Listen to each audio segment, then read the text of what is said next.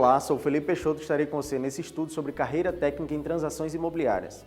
Sou corretor de imóveis de profissão, trabalho no mercado imobiliário há 7 anos, me formei em administração e sou especialista em gestão e avaliação de negócios imobiliários. Na competência 1, vamos contextualizar a atuação do profissional. O técnico em transações imobiliárias, ou corretor de imóveis, é o profissional autônomo responsável por intermediar uma transação imobiliária. É ele que une um comprador a um vendedor, um locador a um locatário. E aí eu te pergunto, qual o perfil profissional? Quais suas atribuições? Qual a área de atuação no mercado de trabalho? Quais as regras para exercer a profissão? Aqui falarei um pouco sobre a história da profissão de corretores de imóveis, os principais acontecimentos e conquistas, além de falar um pouco sobre as leis que regulamentam a profissão e algumas curiosidades. Antes do ano de 1800, chegada dos portugueses ao Brasil, procura por pousadas, pessoas exerciam a função de corretores de imóveis. Com a chegada dos portugueses ao Brasil, já existia a necessidade de procura de pousadas e alojamentos para os portugueses recém-chegados. Você pode acreditar, mas nessa época já existiam pessoas com a função de corretor de imóveis. Em 1808, vinda da família real portuguesa, Rio de Janeiro passou de 50 para 100 mil habitantes, faltaram imóveis para acomodar a todos. Devido à ameaça de Napoleão Bonaparte a Portugal, a família real portuguesa veio transferida para o Brasil. Dom João, príncipe regente da época, mudou a capital administrativa de Salvador para o Rio de Janeiro. Com isso, a capital mudou de 50 para 100 mil habitantes. Consequentemente, faltaram imóveis. Outro dado interessante da nossa história foi o primeiro anúncio em jornal com um intermediador na transação. Foi publicado na edição de 4 de junho de 1821, no Diário do Rio de Janeiro. Um corretor de imóveis ele já estava sendo responsável pela transação.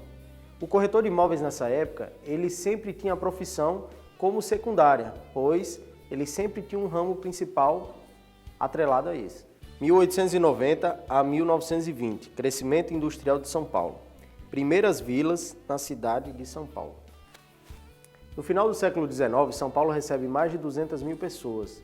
Nessa época foram criadas as primeiras vilas, os primeiros bairros da cidade. Surge o corretor de imóveis profissional nos conglomerados urbanos. Antes desse período, os corretores de imóveis sempre tinham outra atividade como principal função. Essa é a primeira vez que o corretor de imóveis trabalha exclusivamente no mercado imobiliário. Essa é a principal fonte de renda daqui para frente para os corretores de imóveis. Surgem os consultores de famílias. Nessa época, os corretores de imóveis eram consultores de famílias. Eram pessoas responsáveis por intermediar os imóveis dos seus familiares. Eram pessoas de confiança que resolviam tudo para eles. Nessa época também não existiam cursos de formação, não existiam leis que os respaldassem. Consequentemente, o que valia era a palavra. 1937, primeiro sindicato da categoria. Estrutura sindical brasileira. No governo de Getúlio Vargas foram criadas as primeiras leis trabalhistas. Nessa época foi institucionalizada a estrutura sindical brasileira. Em 7 de janeiro de 1937 foi assinada a Carta Sindical. Em 7 de janeiro de 1937 foi assinada a primeira Carta Sindical reconhecendo oficialmente o Sindicato de Corretores de Imóveis do Estado do Rio de Janeiro. Nesse momento deu-se início ao primeiro sindicato dos corretores de imóveis do país. 1940, década de reconhecimento e conquistas. Poder Público reconhece o trabalho dos sindicalizados. Essa é a primeira vez que o Poder Público reconhece o trabalho dos corretores de imóveis. Laudos periciais e avaliações passaram a ser solicitados a corretores de imóveis que eram vinculados ao Sindicato dos Corretores. Portanto, houve um fortalecimento da categoria e, consequentemente, um fortalecimento do sindicato. Convênios entre jornais e sindicato da categoria. Nessa época foram criados os primeiros convênios entre jornais e sindicatos da categoria. Na verdade, nesse momento foram criados convênios para favorecer anúncios de corretores de imóveis, dando benefícios com descontos, que isso vale até hoje. Criação do pregão imobiliário. Nessa época foi criado o pregão imobiliário para agilizar as vendas. Na verdade era o quê? Reuniam os profissionais corretores de imóveis com seus clientes e imóveis. Reuniam-se todos, faziam um grande pregão e, consequentemente, alavancavam as vendas. Após a publicação da primeira lei dos corretores de imóveis, a Lei 4.116, houve um fortalecimento da categoria, criação dos conselhos regionais e federal. Com a Lei 4.116 também foram criados os conselhos regional e federal. Com isso houve toda uma regulamentação da profissão, todo um acompanhamento fiscalização, tudo é feito através do nosso conselho. A lei foi considerada inconstitucional em 6 de maio de 1976, pelo Tribunal Superior. Em 6 de maio de 1976, a Lei 4.116 foi considerada inconstitucional, pois, na sua publicação, ela não exigia qualificação profissional do corretor de imóveis, o que fez com que a lei deixasse de existir. Isso foi ruim para a nossa categoria, pois a gente ficou sem uma lei específica para nos respaldar. 1978, segunda lei da profissão, Lei 6.530. Segundo a Lei número 6.530 de maio de 1978, compete ao corretor de imóveis exercer a intermediação, compra, venda, permuta e locação de imóveis, podendo ainda opinar quanto à comercialização imobiliária. Decreto 81.871, regulamentação da Lei 6.530 de 78. A Lei 6.530, publicada em maio de 1978, é a principal lei da nossa profissão. É ela que determina todas as regras para o nosso dia a dia, seja os corretores de imóveis ou os conselhos regionais e federal. Código de Ética. O Código de Ética é um conjunto de regras que dão as diretrizes para o bom funcionamento de uma profissão. Aprovado na resolução do COFES, número 326 de 1992. Outro marco muito importante para a nossa história é a aprovação do Código de Ética dos corretores de imóveis.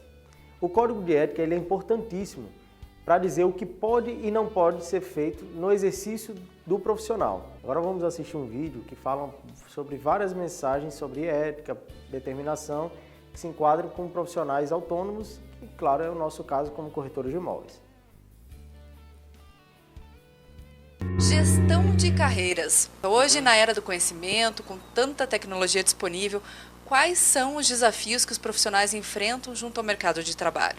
Hoje ainda se fala muito da falta de mão de obra, né, para determinadas funções, determinadas áreas dentro das empresas, né? O principal desafio ainda do profissional é desenvolver-se naquilo que ele gosta de fazer, naquilo que ele quer fazer, quer dizer, questões relacionadas a desenvolvimento pessoal e desenvolvimento acadêmico ainda são assuntos muito importantes e que devem ser tratados de uma maneira bem específica para esses profissionais. Então está faltando ainda um pouquinho de movimentação, falta um pouquinho de busca de conhecimento do que está acontecendo, não só no Brasil, mas no exterior também, de acordo com as funções necessárias dentro das organizações. Muitos profissionais ainda esperam muito das empresas, muito ainda das próprias instituições acadêmicas, um pouco de empurrão, um pouco do caminho, mas ele mesmo hoje ele tem que buscar mais por si próprio. Fique atento, o mercado é dinâmico. Você deve manter-se atualizado, ter conhecimento geral, ser um especialista na área imobiliária.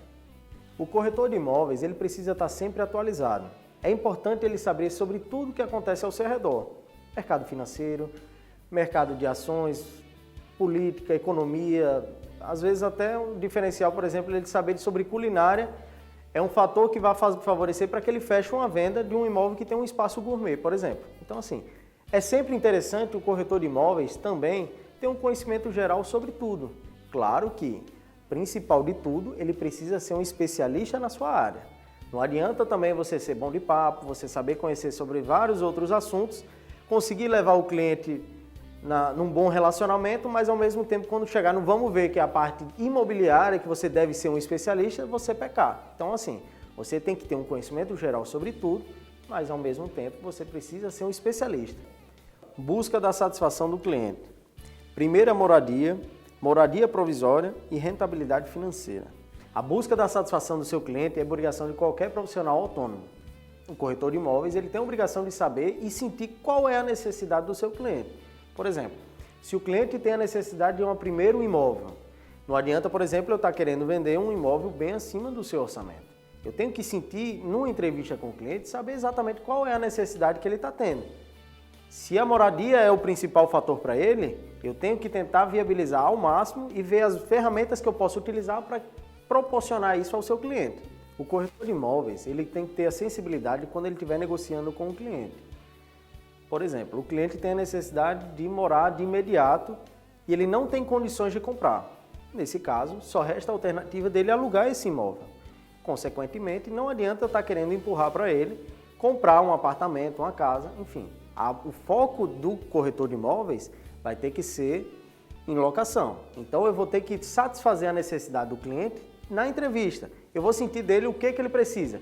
Precisa de um apartamento de 2 quartos, sendo um suíte, mais uma dependência de empregada. Pronto. Não adianta também eu querer empurrar um imóvel de 4 quartos para ele. Não. Eu tenho que saber exatamente a necessidade dele. Um outro caso seria um investidor. Esse cliente, por exemplo, ele tem mais de um imóvel. Para ele, não vai ser uma primeira moradia. Não adianta eu querer mostrar um financiamento de uma primeira moradia. Não. Essa pessoa ele vai estar interessado somente em números. Para ele vai ser interessante a rentabilidade financeira que esse imóvel vai dar para ele, seja de aluguel, seja em valorização. Mas assim, vai ser a sensibilidade disso aí, quem vai sentir é você. Você na entrevista com o cliente, você vai ter que saber qual é a necessidade dele, consequentemente você vai estar realizando e satisfazendo a sua necessidade.